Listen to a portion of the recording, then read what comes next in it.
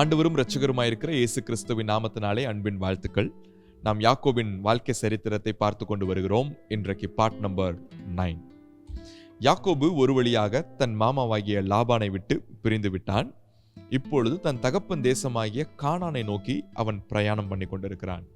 அவன் போகிற வழியில ஒரு காரியம் அவனுக்கு ஞாபகத்துக்கு வருகிறது.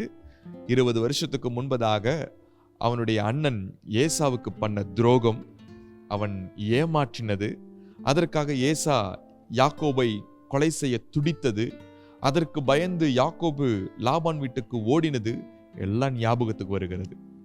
இப்போ இவனுக்கு ஒரு கேள்வி, இன்றைக்கும் இதே போலதான் அண்ணன் கொலைவெறியோடு இருக்கிறானா இல்ல சாந்தமா இருக்கிறானான்னு தெரியலையே, இவனை சந்திக்காம அந்த தேசத்திற்குள்ள போக முடியாதே அப்படின்ற ஒரு எண்ணம். எனவே ஒரு பிளான் பண்றான். தன்னுடைய வேலைக்காரர்களை அழைத்து, நீங்கள் போய் இந்த இடத்துல எங்க அண்ணன் இருக்கிறான், ஏசா இருக்கிறான், அவனிடத்துல போய் உம்முடைய சகோதரனாகிய யாக்கோபு கர்த்தரால் ஆசீர்வதிக்கப்பட்டிருக்கிறான், உம்முடைய கண்களில் தயவை எதிர்பார்க்கிறான் என்று சொல்லுங்கள் அப்படின்னு அனுப்புறான். இந்த வேலைக்காரர்கள் போய் என்ன சொன்னானுங்கன்னு தெரியல. எந்த வேகத்துல போனாங்களோ அதே வேகத்துல திருப்பி ரிட்டர்ன் ஆகுறானுங்க. தலதெறிக்க ஓடி வராங்க. யாக்கோபை பார்த்து, எஜமானனே, உங்க அண்ணன் ஏசா பெரிய படையோட எதிர்க்க வராரு, 400 பேர் இருக்கும், உங்களை அழிக்கிறதுக்கு வராரு அப்படின்னு சொன்ன மாத்திரத்துல யாக்கோபுக்கு உச்சந்தலையிலிருந்து கால் வரைக்கும் நடுங்கி போய் அவனுடைய இருதயம் வியாகுலப்பட ஆரம்பித்து விட்டது. என்ன செய்வதுன்னு தெரியல. தன்னுடைய முழு கூட்டத்தையும் 2ஆக பிரிக்கிறான். ஒரு கூட்டத்தை ஒரு இடத்தில் வைக்கிறான், இன்னொரு கூட்டத்தை வேற ஒரு பகுதியில் வைக்கிறான். என்ன நினைச்சு பிரிக்கிறான்னா, ஒருவேளை ஏசா பயங்கர வேகமாய் வந்து முறியடிக்கும் பொழுது ஒரு பகுதியை முறியடித்தா கூட இன்னொரு பகுதி பாதுகாக்கப்படுமே, தப்பிக்குமே அப்படின்னு நினைக்கிறான். ஆனா இந்த பிளான் இவனுடைய இருதயத்தை திருப்திப்படுத்தல. சோ இவனுக்கு என்ன செய்யறதுன்னு தெரியல. கொஞ்ச நேரம் கழித்து தேவ சமூகத்துல போய் அமருகிறான். ஆண்டவரே, நீங்க தானப்பா லாபான் வீட்டை விட்டு போ, நான் உனக்கு நன்மை செய்வேன்னு சொன்னீங்க, உன்னுடைய சந்ததிய கடற்கரை மணல் தனையாக நான் பெருக பண்ணுவேன்னு வாக்கு வேற பண்ணீங்களா ஆண்டவரே. இப்ப பாருங்க ஆண்டவரே, 400 பேரோட என்னை முறியடிக்க வரான், எனக்கு அவன் கையில இருந்து என்ன தப்புவீங்க ஆண்டவரே, என் மனைவி என் பிள்ளைங்கள்லாம் அவன் அழிச்சிருவானோன்னு எனக்கு பயமா இருக்கு, எனக்கு ஏதாவது ஒரு காரியத்தை செய்யுங்க ஆண்டவரேன்னு அவன் ஜெபிக்கிறான். ஆனால் அந்த ஜெபத்திற்கு பதில் வந்தது மாதிரி தெரியவில்லை. கொஞ்ச நேரம் கழித்து அவன் இன்னொரு பிளான் பண்றான். அண்ணனுக்கு நம்ம நிறைய வெகுமதிகளை அனுப்புவோம். அந்த வெகுமதிகளை பார்த்து, அந்த கிஃப்ட்ஸை பார்த்து, ஒருவேளை என் மேல இருக்கிற கோபம் தணிந்து என்னை சந்திக்கும் பொழுது ஒருவேளை என்னை அன்போடு என்னை சந்திப்பார் என்று நினைத்து கிஃப்ட்ஸ் அனுப்புறான். அவன் என்ன கிஃப்ட்ஸ் அனுப்புனான்னு உங்களுக்கு நான் கொஞ்சம் வாசித்து காண்பிக்கிறேன். ஆதியாகமம் 32ஆம் அதிகாரம் 14வது வசனம். 200 வெள்ளாடுகள், 20 வெள்ளாட்டுக்கடா, 200 செம்மறியாடுகள், 20 ஆட்டுக்கடா, பால் கொடுக்கிற 30 ஒட்டகங்கள், அவைகளின் குட்டிகள், 40 கடாரிகள், 10 காளைகள், 20 கோழிக்கை கழுதைகள், 10 கழுதை குட்டிகள். இவ்வளோ அனுப்புறான். கொஞ்சம் யோசித்து பாருங்க. கிஃப்டே இவ்வளோ போதுன்னா யாக்கோபுடைய ஆசீர்வாதம் எவ்வளவு இருக்கும். அதனாலதான் நான் அடிக்கடி ஒரு வார்த்தையை சொல்றேன். யாக்கோபுக்கு கடல் மாதிரி பெரிய கூட்டம் பெருகி இருக்கு. கர்த்தர் அவனை அந்த அளவுக்கு அவனை ஆசீர்வதித்திருந்தார். ஒருவேளை இன்றைக்கு இருக்கக்கூடிய மதிப்பிலே இந்த கிஃப்ட்டுக்கு மட்டும் நம்ம ஒரு மதிப்பு கொடுத்தால் எவ்வளவு இருக்கும்? உங்களுக்கு ஒரு வேளை தெரிந்தால் இந்த கமெண்ட்ல பதிவு செய்யுங்கள். அது எங்களுக்கு ரொம்ப சந்தோஷமா இருக்கும். நீங்கள் பதிவு செய்யும் பொழுது, மதிப்பிடும் பொழுது ஒரு காரியத்தை ஞாபகம் வைத்துக் கொள்ளுங்கள். இவன் கொண்டு வந்த எல்லாமே முதல் தரமான விலங்குகள், எல்லாமே ஃபர்ஸ்ட் குவாலிட்டி. அரபு தேசங்களிலே முதல் தரமான ஒட்டகங்களுக்கு குறைந்தபட்சம் இன்றைக்கு இருக்கக்கூடிய மதிப்பிலே 10 லட்சம் ரூபாய்க்கும் அதிகமாய் போகுதான். அப்பனா எவ்வளவு கிஃப்ட் அனுப்பியிருப்பான், எவ்வளவு ஆசீர்வாதங்களையும் ஆஸ்திகளையும் யாக்கோபு உடையவனாய் இருப்பான்னு கொஞ்சம் சிந்தித்து பாருங்கள். அதுலயும் இந்த கிஃப்ட அண்ணனுக்கு அனுப்புறப்ப அதுல ஒரு பிளான் வச்சிருக்கிறான். என்னன்னா, முதல்ல வெள்ளாட்டு கூட்டம், அப்புறம் பெரிய கேப், அப்புறம் செம்மறியாட்டு கூட்டம், அப்புறம் பெரிய கேப், அப்புறம் ஒட்டகம், அப்புறம் கேப், அப்புறம் காளை, அப்புறம் கேப். இப்படி ஒவ்வொரு மந்தைக்கும் இடையில பெரிய பெரிய கேப் விட்டு ஒவ்வொரு மந்தையும் வேலைக்காரர்களை வழி நடத்துவதற்கு அனுப்புகிறான். என்ன பிளான்னா, ஒருவேளை அண்ணன் ரொம்ப கோபத்தோடு எதிர்த்து வரும் பொழுது ஏசா இதை பார்த்து கேட்பான், இந்த மந்தை யாருடையது, எங்க கொண்டு போற, நீ யார் முதல்ல அப்படின்னு அவன் கேட்பான். கேட்கும் பொழுது, இது எங்கள் எஜமானனாகிய யாக்கோபுடையது, எங்கள் ஆண்டவனாகிய ஏசாவுக்கு நாங்கள் வெகுமதிகளை கொண்டு போய் கொண்டிருக்கிறோம்னு ஒவ்வொருத்தரும் கேட்க கேட்க சொல்லணும் அப்படின்னு யாக்கோபு கட்டளை கொடுத்து அனுப்புகிறான். எவ்வளவு கணக்கு போடுறான் பாருங்க, எவ்வளவு காரியத்தை செய்கிறான் பாருங்க. அண்ணனுடைய கண்களிலே தயவு கிடைக்கிறதுக்கு யாக்கோபு செய்கிற காரியம் பயங்கரமா இருக்குது. கொஞ்ச நேரம் ஆகுது, நேரம் ஆக ஆக பயம் அதிகரிக்குது. ஒருவேளை அண்ணன் இந்த கிஃப்டை பார்த்தும் கூட கோபம் குறையாம எல்லாத்தையும் முறியடிச்சுட்டா என்ன பண்றது? பயம் இன்னும் இன்க்ரீஸ் ஆகுது. நடுராத்திரி இருக்கும், திடீர்னு எந்திரிக்கிறான், தன்னுடைய மக்கள் எல்லாத்தையும் எழுப்பி விடுறான். எழுப்பி விட்டு அங்கே ஒரு ஆறு ஓடிக்கொண்டிருக்கிறது. தன்னுடைய மனைவி, பிள்ளைகள், வேலைக்காரிகள், கூட இருக்கக்கூடிய எல்லா கூட்டத்தையும் அந்த ஆற்றை கடக்க பண்ணுகிறான். எல்லாவற்றையும் அக்கறைப்படுத்துகிறான். அக்கறைப்படுத்தி யாக்கோபு தனியாக அமர்ந்திருக்கிறான். மீண்டும் கர்த்தரை நோக்கி பார்க்கிறான். இப்பொழுது தன்னுடைய பயத்தை ஆண்டவருக்கு வெளிப்படுத்துகிறான். தன்னுடைய வியாகுலத்தை வெளிப்படுத்துகிறான். இருதயம் நடுங்குகிறதை ஆண்டவருக்கு காண்பிக்கிறான். தேவனை நோக்கி பார்க்கிறான். ஆனால் வாயிலே வார்த்தைகள் இல்லை, கண்ணீர் மாத்திரம்தான் வருது. சில நேரத்தில் ஜெபிக்கும் பொழுது, இருதயம் நொறுங்குண்டவர்களாய் ஜெபிக்கும் பொழுது வார்த்தைகள் வருகிறதில்லை, கண்ணீர் மட்டுமே வருகிறது. அப்படி கண்ணீரோடு கர்த்தரை நோக்கி நின்று கொண்டிருக்கும் பொழுது அங்கே ஒரு புருஷன் வருகிறார். யாக்கோபோடு போராடுகிறார். அது என்ன போராட்டம் தெரியவில்லை. அந்த புருஷன் யார் தெரியவில்லை. அது மன ரீதியான போராட்டமா, இல்ல சரீர ரீதியான, அதாவது மல்யுத்தம் மாதிரியான போராட்டமா தெரியவில்லை. ஆனால் ஒரு விதமான போராட்டம் நடக்கிறது. But slowly Jacob came to know that that person was not a man, it was God. கர்த்தர் நிற்கிறார். கர்த்தர் யாக்கோபோடு போராடுகிறார். அவர் கர்த்தர்தான் என்று தெரிந்த உடனே யாக்கோபு அவருடைய பாதத்தை பற்றி பிடித்து கொண்டான். ஸ்ட்ராங்கா பிடிச்சுக்கிட்டான். என்ன செய்தான் என்று பார்க்கலாம். ஓசியா தீர்க்க தரிசன புத்தகம் 12ஆம் அதிகாரம் 4வது வசனம். அவன், அதாவது யாக்கோபு, தூதனானவரோட போராடி மேற்கொண்டான். அழுது அவரை நோக்கி கெஞ்சினான். அவன் அழுகிறான், கெஞ்சுறான். டாடி ப்ளீஸ் என்னை காப்பாத்துங்க, என்னை பிளஸ் பண்ணுங்க, என்னை தயவு செய்து என்னை ஆசீர்வதிங்க, தயவு செய்து என்னை ஆசீர்வதிங்க. ஆண்டவர்கிட்ட கெஞ்சுகிறான், அழுகிறான். ஆண்டவர் சொல்றாரு, யாக்கோபு என்னை போக விடு, விடியற் காலமாக போகிறது, நான் போக வேண்டும். யாக்கோபு சொல்றான், நீர் என்னை ஆசீர்வதிக்கலைன்னா உங்களை நான் போகவே விட மாட்டேன். கர்த்தர் நினைச்சிருந்தா இப்படி தட்டி விட்டு போயிருக்கலாமே. அவ்வளோ வல்லமை உள்ள தேவன் ஒரு மனிதனை தட்டிவிட்டு போவதற்கு எவ்வளவு நேரம் ஆக போகிறது? தகப்பன் வெகு தூர பிரயாணம் போகுவதற்கு முன்பதாக வீட்டுல பிள்ளைகளுக்கு பாய் சொல்லிட்டு போவார். சில நேரத்தில் அந்த பிள்ளைகள், டாடி போகாதீங்க டாடி ப்ளீஸ் டாடின்னு அழுக ஆரம்பிச்சிட்டாங்கன்னா டாடிக்கு போறதுக்கு மனசே இருக்காது. டாடியும் கூட சேர்ந்து அழுதுருவாங்க. உட்காந்து, சரிடா அழாதடா, நான் உன் கூடயே தான்டா இருப்பேன் அப்படி இப்படின்னு சொல்லி அவனை சமாதானப்படுத்தின பின்பு அதுக்கப்புறம் கிளம்பி போகிற வழக்கம் இருக்குது. அன்பு தடுக்குது, அன்பு தகப்பனை மேற்கொள்ளுது. அது போலதான் யாக்கோபுடைய அழுகை, யாக்கோபுடைய கெஞ்சுதல், யாக்கோபுடைய முகத்தை பார்த்துட்டு கர்த்தரால போக முடியல.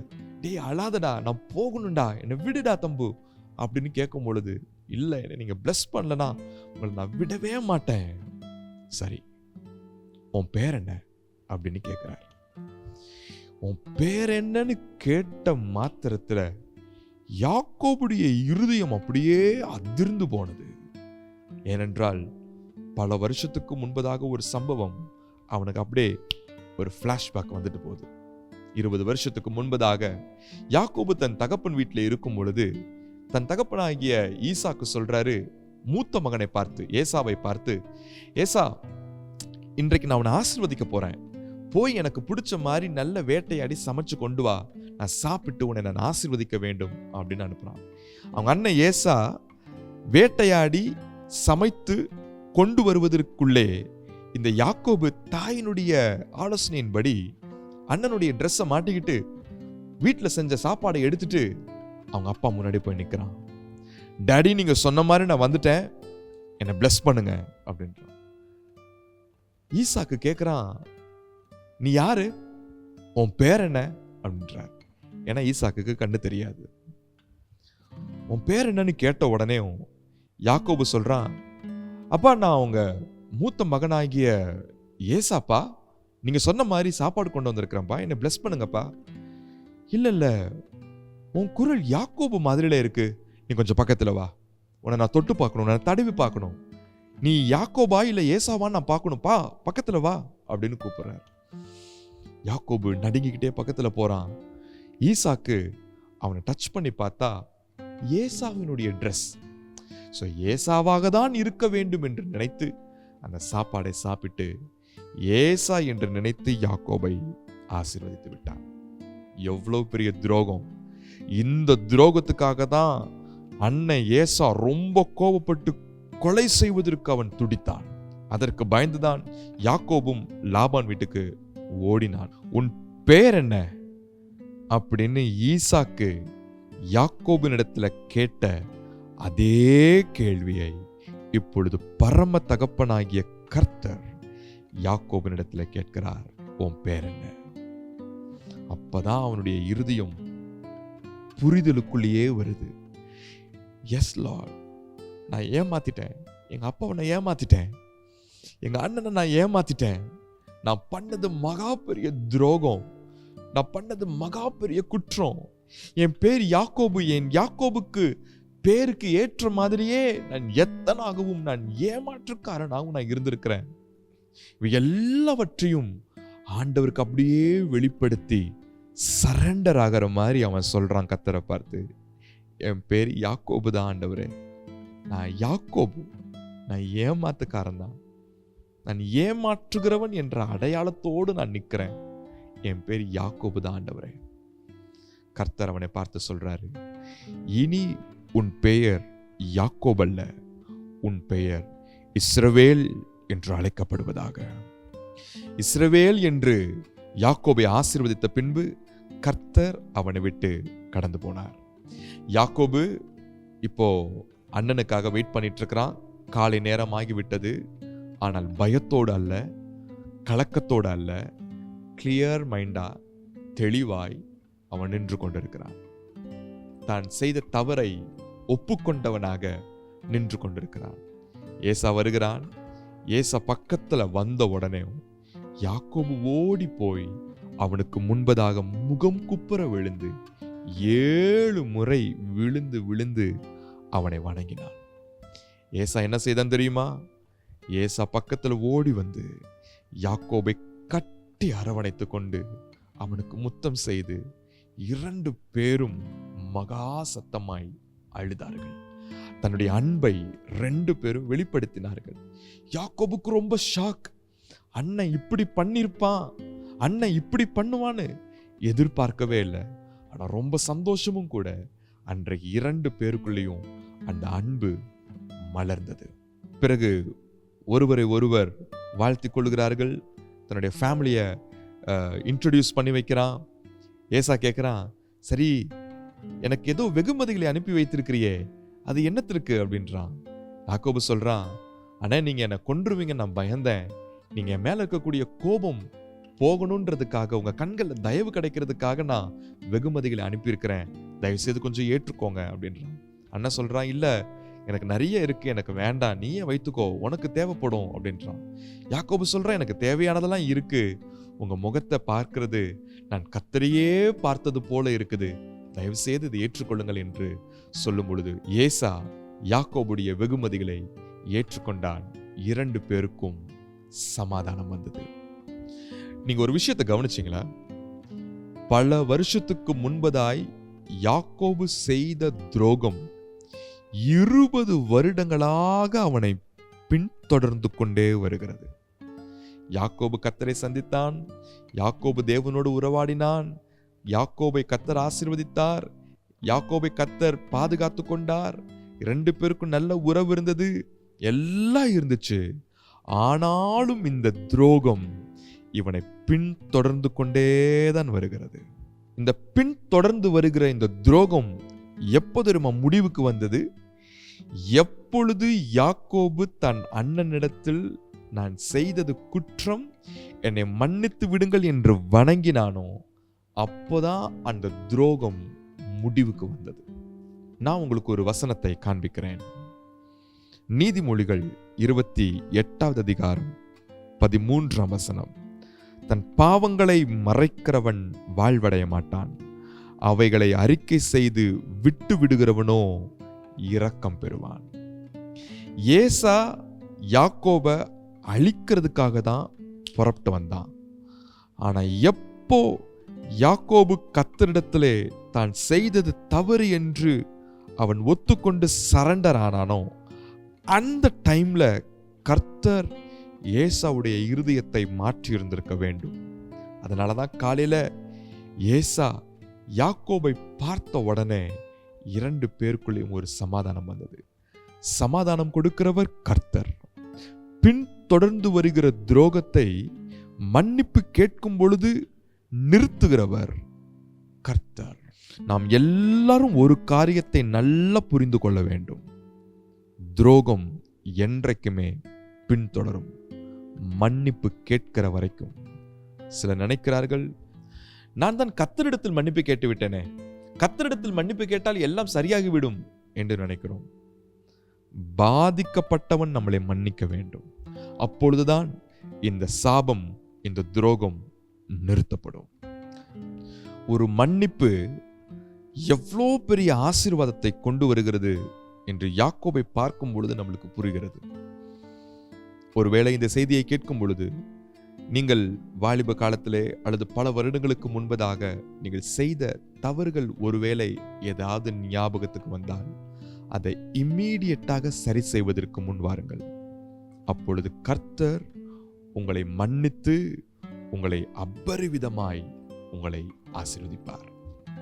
பாவங்களை மறைக்கிறவன் வாழ்வடைய மாட்டான், அவைகளை அறிக்கை செய்து விட்டு விடுகிறவனோ இரக்கம் பெறுவான். God bless you. Amen.